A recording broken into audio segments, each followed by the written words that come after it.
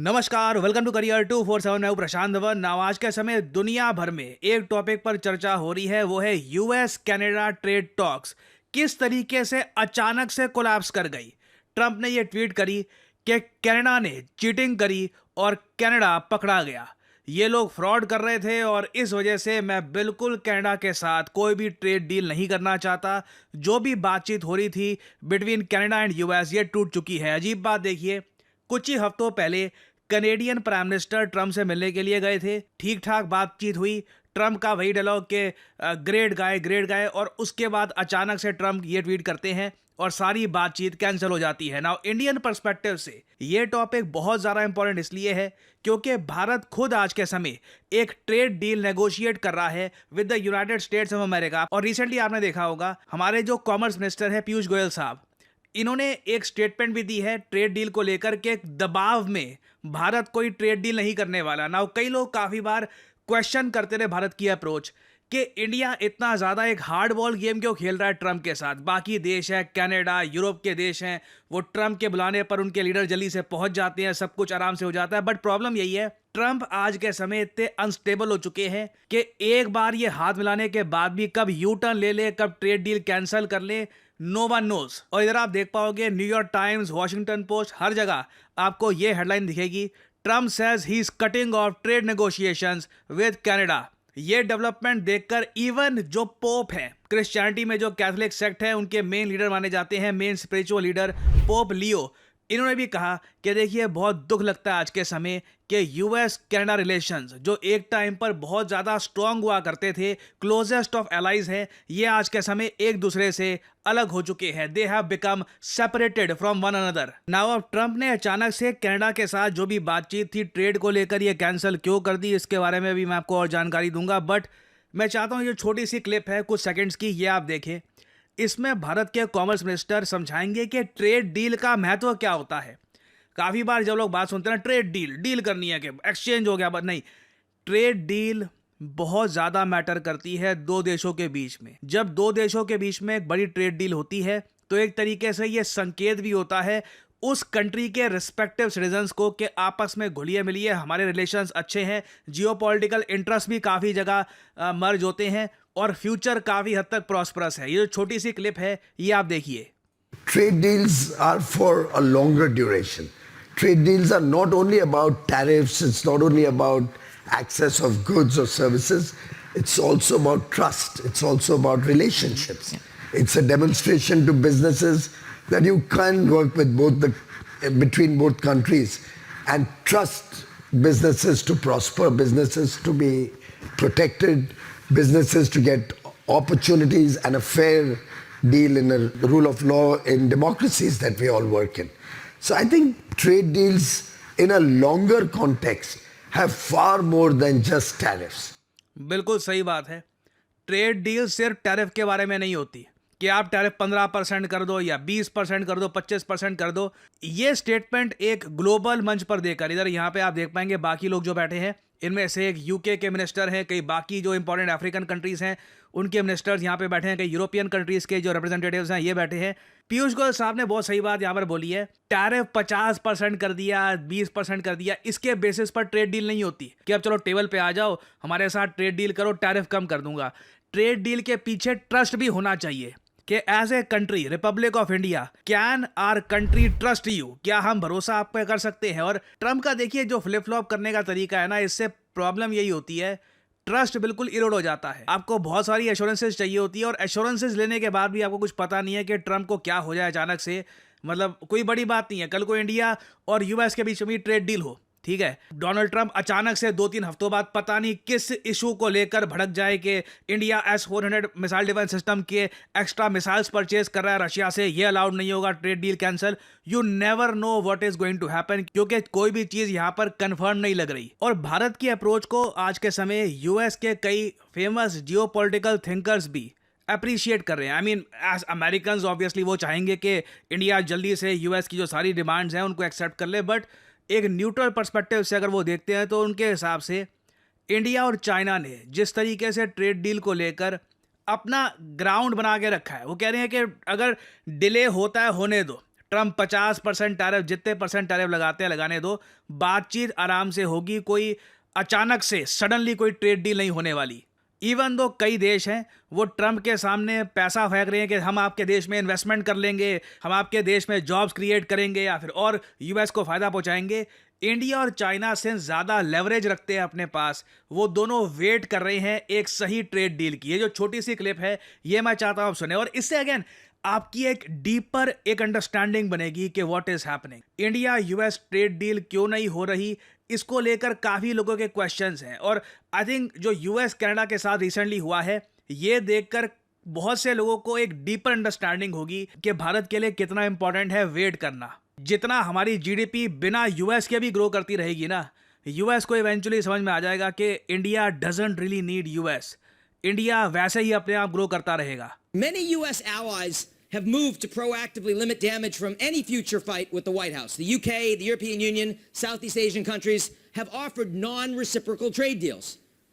Other countries have thrown lots of money at the U.S., particularly Saudi Arabia, the UAE.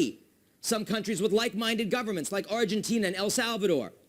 Now, from governments that have more bargaining leverage, like China and India, we've seen that standing up for yourself and a willingness to absorb punches can create needed space. बहुत important statement इन्होंने यहां पर दी है। If you are willing to stand up for yourself, अगर आप अपने सिद्धांतों पर खड़े रहते हैं कि ये मेरा स्टांस है और इसी स्टांस पर मैं बातचीत करूंगा, इससे कंट्री को लॉन्ग टर्म में बेनिफिट भी मिलता है, पोटेंशियली एक ज्यादा बेहतर ट्रेड डील भी हो सकती है दोनों देशों के बीच में। और आप में से कई लोगों के माइंड में एक सवाल ये आएगा कि कनाडा यूएस के बीच में जो बातचीत टूटी है ना, जो ट्रंप ने ये अब ट्वीट भी करनी स्टार्ट कर दिया कि कनाडा ने चीटिंग करी, कनाडा पकड़ा गया, इस सब का मेन कारण है एक फेक रेगन एड। ये क्या हुआ यहाँ पर, ये क्या इशू है, समझाता हूं आपको। देखिए, डोनाल्ड ट्रंप आज के समय यूएसए के 47th प्रेसिडेंट है। रोनाल्ड रेगन ये यूएसए के 40th प्रेसिडेंट थे। और डोनाल्ड ट्रंप जब यंग थे, काफ़ी जवान थे, ये रोनाल्ड रेगन से मिल भी चुके हैं। काफ़ी लोग रिपब्लिकन पार्टी में कहते हैं कि डोनाल्ड ट्रंप काफ़ी हद तक रोनाल्ड रेगन जैसे हैं, हालांकि मैं नहीं मानता ये बात। रोनाल्ड रेगन बहुत क्लासी थे, काफ़ी डिग्निफाइड थे। ट्रंप का आप अगर पास्ट ट्रैक रिकॉर्ड देखें, जो इन्होंने औरतों के बारे में कमेंट्स करी हैं और जो कई इनके और स्कैंडल्स हुए हैं, ये कहीं से मतलब एक डिग्निफाइड पर्सनैलिटी तो कहीं से नहीं है। मगर पॉलिसीज़ के मामले में कई रिपब्लिकन कहते हैं कि रेगन और ट्रंप एक जैसे हैं।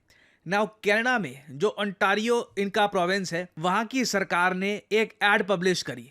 उस एड में रोनाल्ड रेगन की ही एक क्लिप डाल रखी थी, जहाँ पर रोनाल्ड रेगन ये कह रहे थे कि टैरिफ मेरे ही देश को नुकसान पहुंचाएंगे, मेरे लोगों के लिए महंगाई बढ़ाएंगे, मेरे जो वर्कर्स हैं उनकी नौकरी जाएगी, तो टैरिफ ठीक नहीं है। 1 मिनट की ये ऐड डाली, ये ऐड मैं आपको दिखाना चाहता हूं। और इसी ऐड को लेकर ट्रंप भड़क गए, क्योंकि ट्रंप की जो सारी पॉलिसी है ये टैरिफ के इर्द गिर्द है।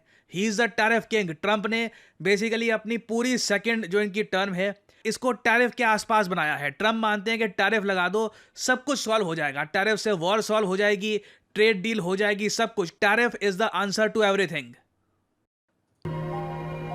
When someone says, let's impose tariffs on foreign imports, it looks like they're doing the patriotic thing by protecting American products and jobs. And sometimes for a short while it works, but only for a short time.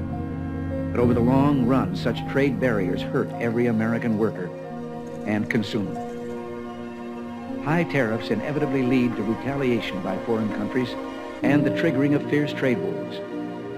Then the worst happens. Markets shrink and collapse, businesses and industries shut down, and millions of people lose their jobs. Throughout the world, there's a growing realization that the way to prosperity for all nations is rejecting protectionist legislation and promoting fair and free competition. America's jobs and growth are at stake. ना यहाँ पे आपने सुना Ronald Reagan USA के 40वें president, इन्होंने कहा था कि टैरिफ जब लगते हैं इससे नौकरियाँ जाती हैं, स्टॉक मार्केट सफ़र करती है, दुनिया भर में ट्रेड वॉर्स होती हैं, सब लोग सफ़र करते हैं। टैरिफ से शॉर्ट टर्म में हो सकता है कि कुछ बेनिफिट दिखे, कुछ एक छोटे से टाइम फ्रेम के लिए, बट लॉन्ग टर्म में पूरी दुनिया को इससे पीड़ा होती है और इवन यूएस को भी कुछ खास इससे फ़ायदा होता नहीं है। ये बात रोनाल्ड रेगन ने कही थी ना। यही एक छोटा सा एड कैंपेन कनाडा के एक प्रोविंस ने चलाया, 1 मिनट की एड थी। ट्रंप यही देखकर काफ़ी गुस्सा हो गए और इन्होंने कहा कि पूरे देश के साथ हम यहाँ पे जो ट्रेड की बातचीत है तोड़ रहे हैं। ये ऐड कनेडियन जो सेंट्रल गवर्नमेंट है, केंद्र सरकार है, उसकी भी नहीं है। आप समझ सकते हैं जो भी बातचीत आज के समय ट्रंप के साथ हो रही है, इसलिए इसमें इतने डिले लग रहे हैं, बार बार मीटिंग्स हो रही हैं, क्योंकि नथिंग इज कंफर्म्ड। कब किस बात को लेकर ट्रंप गुस्सा हो जाए, नो वन नोज। और डर ये है कि रेगन की जो ये वार्निंग थी ये सच ना हो जाए। अब एक तरफ मुझे यहाँ पर यह भी ऐड करना पड़ेगा, डोनाल्ड ट्रंप और इनके जो कई मिनिस्टर्स हैं ये क्लेम कर रहे हैं कि जी रोनाल्ड रेगन ने ये बात कही थी, मगर बाद में वो टैरिफ के बारे में उनके विचार बदल गए थे, फिर कुछ और उन्होंने बात कही थी। देखिए एक लीडर है, अगर ओवरऑल आप अगर देखो हिस्ट्री बुक्स में तो रोनाल्ड रेगन और काफ़ी सारे यूएस प्रेसिडेंट्स ये टैरिफ्स के अगेंस्ट थे, क्योंकि अगर आप खुद सोचकर देखिए ट्रंप को लगता है कि टैरिफ हर चीज़ का सोल्यूशन है। तो इनसे पहले जॉर्ज बुश, ओबामा या फिर बाइडन, इन सब प्रेसिडेंट्स ने टैरिफ्स का यूज़ क्यों नहीं किया, क्योंकि अल्टीमेटली लॉन्ग टर्म में इससे सबका नुकसान ही होता है। और परहैप्स डोनाल्ड ट्रंप को जब किसी ने आईना दिखाया इस एड में कि what you are doing is कि इससे दुनिया में ओवरऑल सबका नुकसान ही होगा, ट्रंप भड़क गए और उन्होंने ऑल टुगेदर जो बातचीत है कनाडा के साथ यही ख़त्म कर दी। अब कनाडा के उस प्रोविंस ने बोला है कि ये ऐड हम टेक डाउन कर देंगे, ये ऐड हम अब नहीं एयर किया करेंगे। परहैप्स उससे डोनाल्ड ट्रंप थोड़ा बहुत शांत हो जाएं और कुछ हफ्तों या महीनों बाद यूएस कनाडा के बीच में ट्रेड की बातचीत फिर से रीस्टार्ट हो। बट अगेन इससे आप ये भी समझ सकते हैं कि कल को इंडिया और यूएस के बीच में भी ट्रेड को लेकर कुछ समझौता होता है या फिर कुछ एक अंडरस्टैंडिंग आती है, वो भी ट्रंप जैसे प्रेसिडेंट के अंडर कितनी ज़्यादा टेम्परेरी होगी। और अभी रिसेंटली जो मलेशिया में पीएम मोदी और डोनाल्ड ट्रंप के बीच में जो पोटेंशियल मीटिंग होनी थी ये भी सिंस नहीं हो रही। इससे भी एक संकेत मिलता है कि इंडिया यूएस ट्रेड डील में अभी हो सकता है कि थोड़ा सा टाइम लगे। कुछ अपडेट्स आती हैं ऑब्वियसली, मैं आपके लिए अपडेटेड वीडियोस लाता रहूँगा। फाइनली मैं यहाँ पे आपसे सवाल पूछूंगा, रिसेंटली ये मिसाइल बहुत ही ज़्यादा न्यूज़ में है, इंडिया में भी आप देखोगे बहुत इस पर आर्टिकल पब्लिश हुए हैं। The monster missile is here. इसका नाम है ह्यूनमू 5। ह्यूनमू 5 मिसाइल आपको बताना है कि ये मिसाइल डेवलप किया है किस देश ने। ये है यहाँ पे आपकी options, China, Japan, south Korea या फिर वियतनाम। कमेंट सेक्शन में करिए उत्तर। जो लोग देंगे सही आंसर उनकी कमेंट दे दूंगा हार्ट, ताकि बाकी लोग समझ पाएं कि सही उत्तर क्या है। गूगल भारत में बिलियंस ऑफ डॉलर्स की इन्वेस्टमेंट कर रहा है, एआई हब्स बनाए जा रहे हैं, बट रियलिटी ये है कि भारत के पास अभी भी क्वालिफाइड इंजीनियर्स, डेवलपर्स इस फील्ड में है नहीं। मैं आपको ये बता दूं कि आने वाले समय में जो नई जनरेशन की जॉब्स होंगी, हाई पेइंग जॉब्स, वो मिलेगी उन लोगों को जो आर्टिफिशियल इंटेलिजेंस के साथ काम करना जानते हैं। आर्टिफिशियल इंटेलिजेंस ह्यूमंस को रिप्लेस नहीं करेगा, बट वो ह्यूमंस बाकी ह्यूमंस को रिप्लेस कर देंगे जो एआई के साथ काम करना जानते हैं। और इसी बात को ध्यान में रखकर भारत की वर्कफोर्स को स्किल करने के लिए करियर 247 आपके लिए लेके आया है पाइथन डेवलपर्स इंजीनियर्स के लिए specifically designed generative AI and machine learning course. ये हम लॉन्च कर रहे हैं in collaboration with IBM and NASSCOM। और बिल्कुल जो सर्टिफिकेशन आपको मिलेगा इस कोर्स में, उसमें IBM मेंशन्ड होगा। ये एक यूनिक कोर्स है अपने आप में। 300 आवर्स की live instructor level virtual training आपको मिलेगी। ऐसा नहीं है कि रिकॉर्डेड लेक्चर ही दे दिए आपको बस और आप वो लेक्चर्स देख रहे हैं अकेले।